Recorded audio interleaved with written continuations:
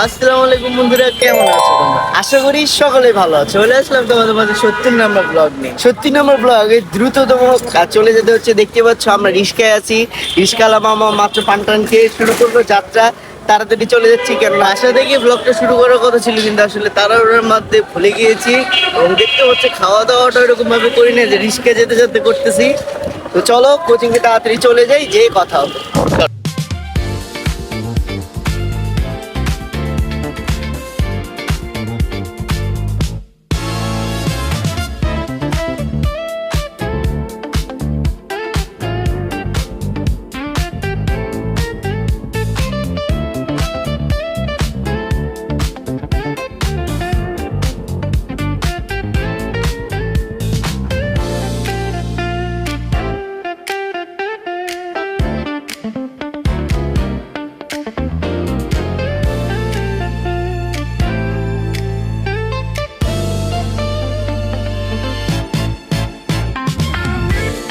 তো গাইস, তোমরা তো দেখতেই পারলা ক্লাস চলাকালীন মিডল জেনারেশন প্রেজেন্টেশন দিচ্ছিল।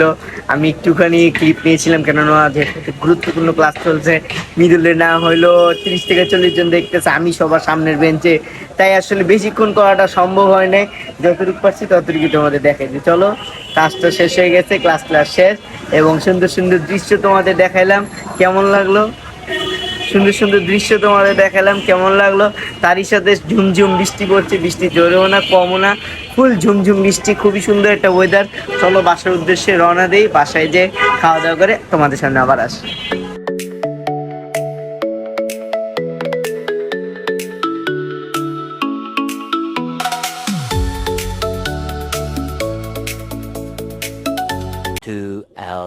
তো যেমনটা দেখতে পাচ্ছ, আমরা কিন্তু ক্লাস করে আর চলে আসি। চলে আসার পর আস্তে আস্তে তো মাগরিব হয়ে যায়, যা তোমরা দেখতে পেরেছো।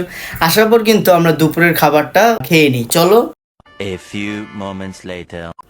তো দুপুরের খাওয়া দাওয়া শেষ, খাওয়া দাওয়া শেষে কিন্তু আবার রেস্ট নিলাম।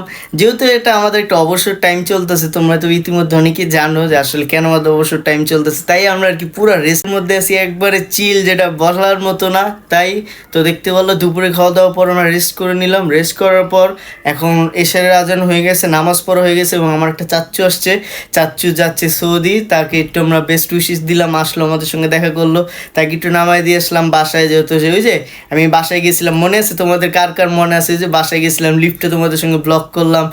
যাই হোক, একদম মনে তো হয়তো যাদের মনে আসছে তারা তো বলতে পারবা। তাকে বাসায় নামাই দিয়েছিলাম, সৌদি যাবে, এয়ারপোর্টে যাবে, এবং চলে আসলাম বাসায়। এবং আসার পর এখন কোথায় যাব বলতে পারো? এখন আমরা চলে যাচ্ছি সে আমাদের ফুপ্পাকে দেখতে, যে ফুপ্পাকে আমরা একদিন সারা রাত ছিলাম হচ্ছে সেই সিআরপিতে।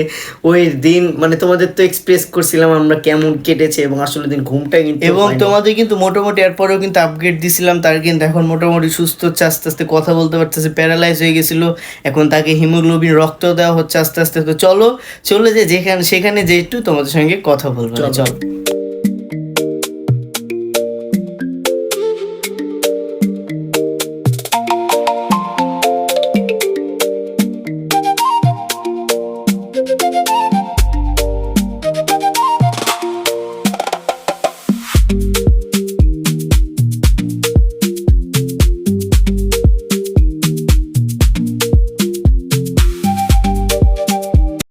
A few moments later. তো দেখতে পাচ্ছ চলে গিয়েছিলাম হসপিটালে, হসপিটাল থেকে আমার ফুপ্পিকে নিয়ে চলে এসেছি বাসায়, কেননা আজকে থাকবে আমার পাপ্পা, আমার মানে আমার চাচ্চু থাকবে। তো তার জন্য একটু খাবার দিবে। ফুপ্পু বাসায় চলে গেছে, বাসায় থেকে খাবার দিবে, আমি নিয়ে যাব হসপিটালে। তো চলো চলে যাই। মিশি আমার সঙ্গে আসে নাই, হুন্ডা দিয়ে আসছে আমি আর ফুপ্পু। তো দেখতেই তো পাচ্ছ, এবং আসলে যাই হোক বাসায় যে তোমাদের আসলে পুরো কথা বিশ্লেষণ করে বলবো, এবং কালকের কিছু অনুভূতিটা তোমাদের বুঝাবো। চলো। যেমনটা তোমাদের বলেছিলাম যে খাবার নিতে চলে গিয়েছিলাম, খাবার নেওয়া শেষ হয়ে গেছে, চলে আসলাম আবার। তো চলো খাবারটা দিব, এবার দেওয়ার পর কিন্তু একটা লং রাইড হবে আমাদের। চলো।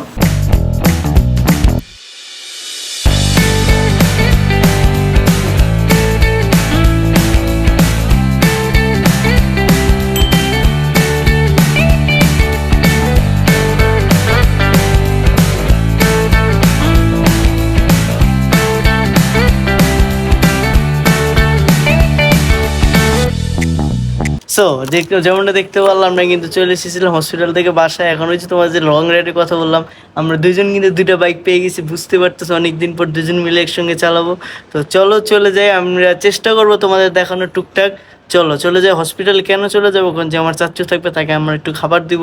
খাবার ওখান থেকেও নিয়ে গেছি, কিন্তু আমাদের এখানে একটু মোটামুটি গরুর একটু রান্না হয়েছে, তো একটু দিয়ে আসবো। তো চলো চলে যাই, চলো তাড়াতাড়ি জায়গা অনেক বাজে রাতে, চলো চলো।